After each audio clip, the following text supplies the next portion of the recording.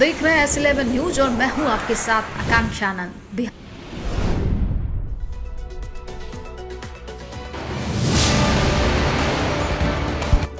राजधानी पटना में लगातार अपराध के मामले में इजाफा हो रहा है। सूबे में बढ़ते अपराध को कंट्रोल करने में पटना पुलिस फेल साबित हो रही है। अपराधियों ने सरेआम पूर्व मुखिया की गोली मारकर हत्या कर दी है।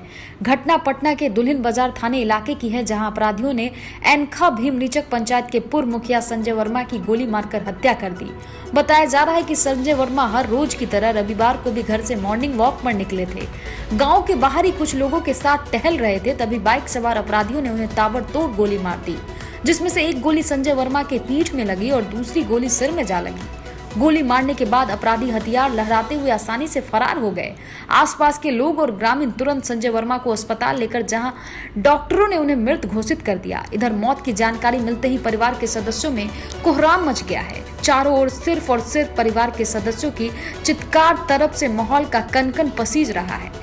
इस घटना से परिजनों में मातम का माहौल है। जिस तरह से अपराधियों ने इस घर पर कहर बरसाई है। संजय वर्मा दुल्हिन बाजार में एनखा भीमनीचक पंचायत के 10 साल तक लगातार मुखिया रहे थे। इस घटना के बाद इलाके में दहशत का माहौल है। स्थानीय लोगों की माने तो पंचायत चुनाव को लेकर मुखिया की हत्या की गई है। हत्या की घटना की सूचना मिलने पर मौके पर पहुंची पुलिस जांच में जुट गई है। थानेदार ने बताया कि हत्या के कारणों के बारे में पता किया जा रहा है। पालीगंज डीएसपी पालीगंज तनवीर अहमद ने बताया कि जल्द से जल्द अपराधियों को गिरफ्तार कर लिया जाएगा। मॉर्निंग वॉक में संजय वर्मा जी की कुछ अपराधकर्मियों द्वारा हत्या की गई है। अस्पताल में उनकी मौत हुई है। पोस्टमार्टम उनका हो गया है। गिरफ्तारी शीघ्र हम लोग लगे हुए हैं। कितने संख्या में अपराधी आए थे सर? ये सब जांच में ही पता चलेगा। अनुसंधान में अग्रतर सारी चीज़ें पता चलेगी, लेकिन प्रारंभिक है कि हम लोग तफ्तीश कर रहे हैं, तुरंत गिरफ्तारी करेंगे।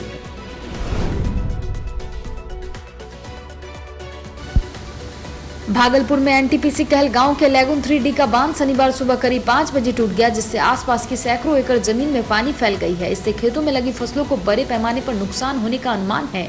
वहीं पानी एसडाई के अलग बगल धनौरा पंचायत के चायटोला, मजदाहा, कटोरिया, एकचारी, भोलसर और महसा मुंडा के खेतों में पानी फैल गया है।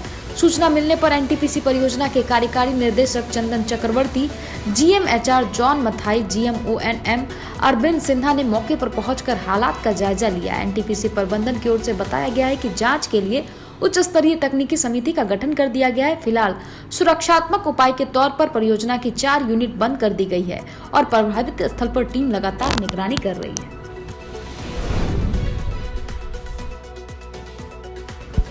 नरकटियागंज बलथर मुख्य मार्ग में तेज रफ्तार का कहर देखने को मिला, जहां 2 बाइक की टक्कर हो गई। घटना में एक महिला समेत 3 लोग घायल हो गए। इसमें एक व्यक्ति गंभीर रूप से घायल हो गया है। घटना नगर के खौरी चौक के पास की है। बताया जा रहा है कि दोनों बाइक एक दूसरे के सामने आ गई। तेज रफ्तार के कारण दोनों बाइक में टक्कर हो गई। घटना में बाइक चालक अनिल कुमार और रूषा खातून को गंभीर चोट आई है। स्थानीय लोगों ने पुलिस को घटना की सूचना दी है। सूचना मिलते ही मौके पर पहुंची पुलिस ने घायलों को आनंद फानन में अनुमंडल अस्पताल में भर्ती कराया। डॉक्टरों ने घायलों को प्राथमिक इलाज किया। वहीं शेख नेसार की स्थिति को देखते हुए बेतिया रेफर कर दिया गया है।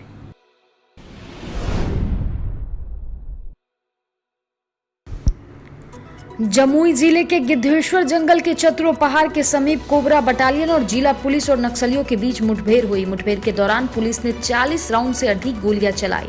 मुठभेड़ के बाद दी गई तलाशी में बड़ी संख्या में कारतूस, मैगजीन, वॉकी टॉकी, नक्सली भर्ती के आवेदन पत्र, नक्सली साहित्य और सहित खाने पीने के बर्तन आदि बरामद किए गए हैं। इस घटना में कुछ नक्सली के घायल होने का भी अनुमान है।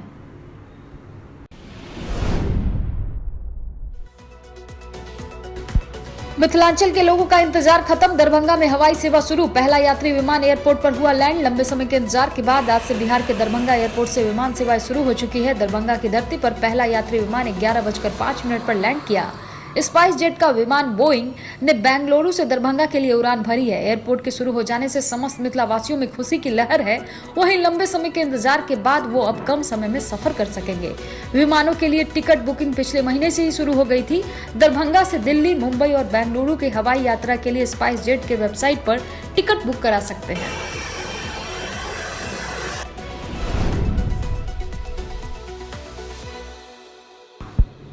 मझौलिया शुगर इंडस्ट्रीज के सीजीएम इंदीप सिंह भाटिया ने टेक्निकल मीटिंग को संबोधित करते हुए कहा कि वे टीम वर्क में विश्वास करते हैं। प्राकृतिक आपदा जैसे बाढ़ आदि को हम नहीं रोक सकते, ऐसी परिस्थिति में हम अपना घर सुधारेंगे। कर्मचारियों और श्रमिकों को कहा कि वे अपनी जिंदगी का बड़ा हिस्सा 24 घंटे में सबसे बड़ा हिस्सा फैक्ट्री में गुजारते हैं, मेहनत के बल पर चीनी का उत्पादन करते हैं। उन्होंने चीनी मिल उत्पादन में लागत खर्च कम करने का आह्वान श्रमिकों से किया ताकि बाजार में जो उतार चढ़ाव आ रहे हैं उसका असर कम पड़े। बचत को उन्होंने समृद्धि बताया। उन्होंने कहा कि बिहार को नंबर 1 फैक्ट्री बनाना है।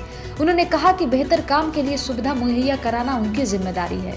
उन्होंने स्पष्ट निर्देश दिया कि जो भी कोई एम्प्लॉय कंपनी द्वारा प्रदत्त यूनिफॉर्म, शूज, हेलमेट और परिचय पत्र का उपयोग करते नहीं पाया गया तो उस पर अनुशासनिक कार्रवाई की जाएगी। कई श्रमिकों ने कहा कि कुछ एक श्रमिकों और कर्मचारियों को उपयुक्त चीजें नहीं मिल पाई है, इस पर उन्होंने जल्द ही उक्त सुविधाएं उपलब्ध कराने की बात कही। इतना चीनी का उत्पादन हो जाता है कि खपत ही नहीं होती है, चीनी के दाम गिर जाते हैं। हम क्या करें? बाजार को तो हम कंट्रोल नहीं कर सकते, बाढ़ आने को हम नहीं रोक सकते, तो हम क्या करेंगे ऐसे में?